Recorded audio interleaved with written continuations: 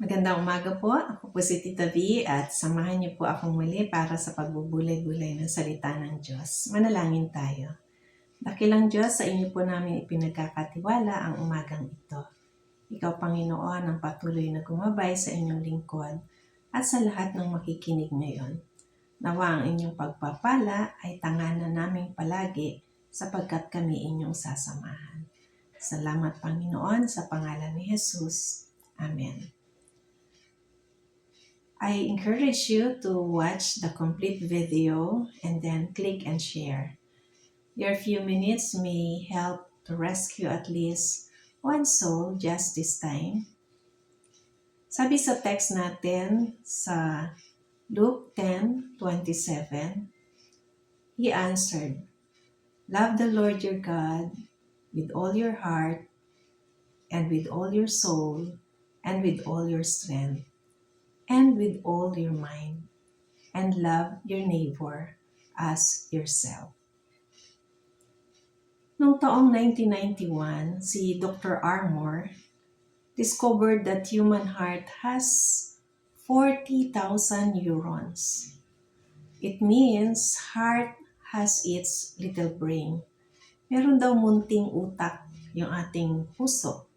Kasi ang neurons nakikita natin sa brain, so it means the same manner as what the brain neurons has. The heart sends more signals from heart to brain than vice versa. Mas marami daw ang signal na pinadadala ng puso papunta sa utak kaysa sa signal na pinadadala ng utak papunta sa puso. Halimbawa, yung method natin ng inhale-exhale para ma-relax tayo, no? Sa pag-inhale-exhale natin, mas aktibo dito ang ating puso at sinasabi ng ating puso ang pag-relax papunta sa ating brain. We feel comfortable and it makes us think right when we are with the people na komportable din tayo. So meaning, yung heart din natin ang nagdidictate or nagsasabi sa brain natin that we are comfortable now. When we are happy, our heart is happy, so it will lessen the pain or it will help us clinically. Sabi nga ng mga pag-aaral, ang masayang puso daw ay nakatutulong para mabawasan din ang mga kaso ng mga stroke. Kasi ang taong mas madalas na humahalakhak at tumatawa ay nakatutulong para bumaba ang mga kaso ng stroke. Samantalang ang stroke ay nasa brain. Ano yung mga things to ponder natin?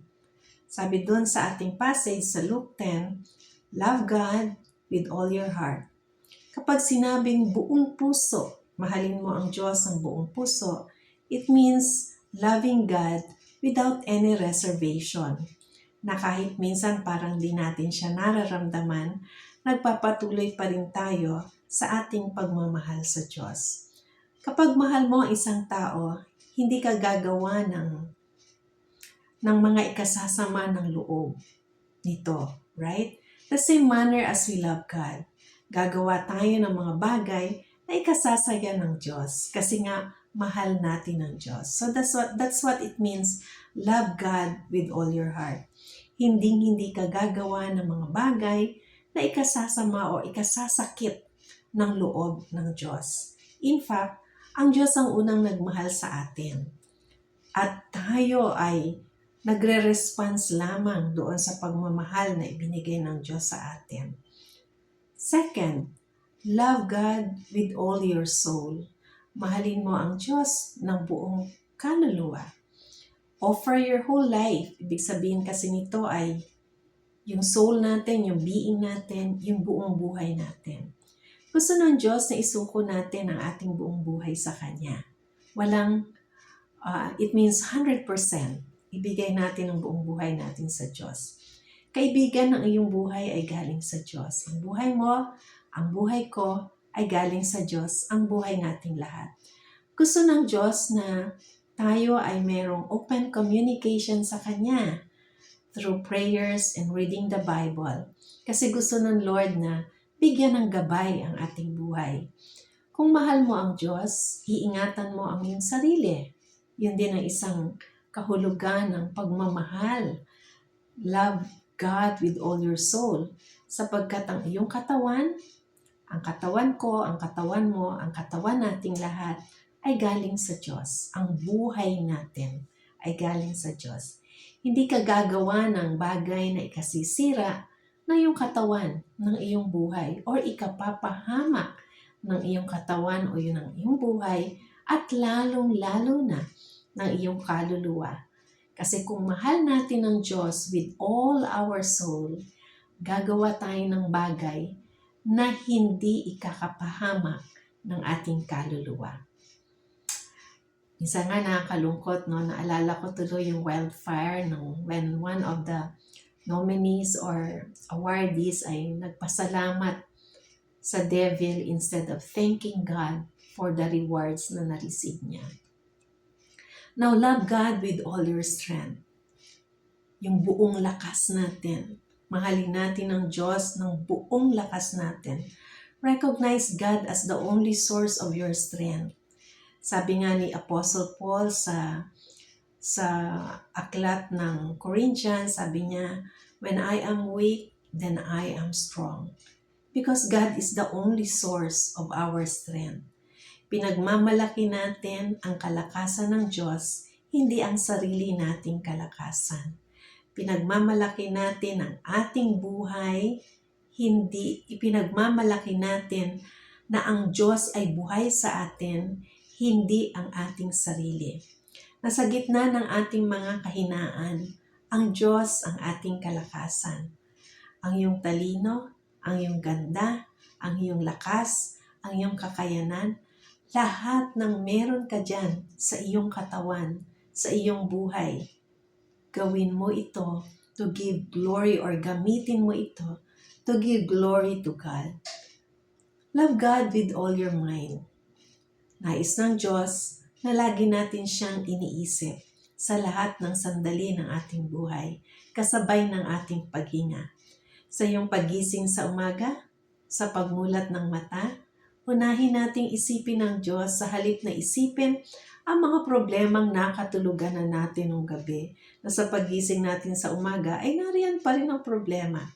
Bakit hindi natin isipin ng Diyos sa halip na isipin ang problema? Hindi ba't kapag in love tayo at mahal na mahal natin ang isang tao, laging nauuna nating iniisip ay yung taong mahal natin. Ganon din ang nais ng Diyos. Isipin natin, siya ang una sa ating buhay. Pagising natin sa umaga, isipin natin ang Diyos. Pagmulat ng ating mata, isipin natin ang Diyos. At malaki itong maitutulong sa ating buhay. May article akong nabasa, sabi nga ng author, isang habit na nakatulong daw sa kanya ay laging itanong, kung si Jesus o kung ang Diyos ay naririto ngayon sa aking sitwasyon, ano kaya ang gagawin niya? Pwede nating gayahin. Pagising natin sa umaga, may mga challenges man. Isipin natin, kung si Jesus ang nasa kalagayan kong ito, ano kaya ang gagawin niya? And last, sabi dun sa passage, love your neighbors as yourself. Alam nyo, itong love the Lord your God with all your heart, with all your strength, with all your soul, with all your mind, ay pinaikling command ng Diyos mula doon sa 10 Commandments sa Old Testament. Love your neighbors. Naging 2 na lamang, but yung 10 Commandments ay nandito lahat sa 2 command na ito na nasa New Testament. If you love God with all your heart, soul, mind, and strength, this will reflect in your love with your neighbors, with other people. Sabi nga ng isang author, the most miserable person daw ay yung laging sinasabing, I love myself, I love myself. Yung wala nang minahal kundi ang sarili niya lang. It means wala siyang ibang iniisip kundi ang kanyang sarili. Isa nga sa mga halimbawa na sinabi ng writer ay, ang ganitong klase daw ng tao, gusto niya ay laging tama siya. Wala nang iba. Pinipilit niya lagi na tama ang kanyang ideas. Pangalawa, gusto niya na laging napupuri ang kanyang gawa. Lagi siyang naghihintay ng appreciation na kapag hindi na-appreciate ang kanyang gawa, ay kinasasama ng kanyang loob. Ganito daw ang mga taong makasarili. Nagagalit kapag hindi napapasalamatan. Kapag meron siyang ginawang mabuti sa kanyang kaibigan or kapwa, ay nagiging mabilis na ikinagagalit niya ito or ikinasasama ng loob. Dapat ay laging mas marami ang para sa kanya kaysa sa iba. Sunod, laging nakikita ang mga mali ng kapwa at kaysa nakikita kung ano yung tamang ginagawa ng iba. Kaibigan, life is short here on earth. Di rin madali ang buhay natin dito sa mundo. Pero mas mahirap kung ikaw ay wala sa piling ng Diyos. Lahat tayo ay di-excuse sa mga challenges ng buhay. Pero kung tayo ay nagtitiwala sa Diyos, madarama mo ang kapayapaang di maipaliwanag kahit sa gitna ng mga iba't ibang pagsubok sa buhay. Gawin mo ngayon, kaibigan, ang panalangin ng pagtanggap na nasa comment section dahil tiyak na makatutulong ito sa iyo. Kapatid, kung ikaw naman ay matagal ng tagasunod ni Kristo o mananampalataya, ibahagi mo ang salita ng Diyos sa mga tao dahil iyan ang mas malalim na kahulugan ng loving God and loving your neighbors. Pwede mong i-click and share, baka makatulong kahit merong isang kaluluwa na mailigtas mo sa araw na ito. God bless everyone and God bless Philippines. Love and prayers, Tita V. To God be all the glory. Thank you.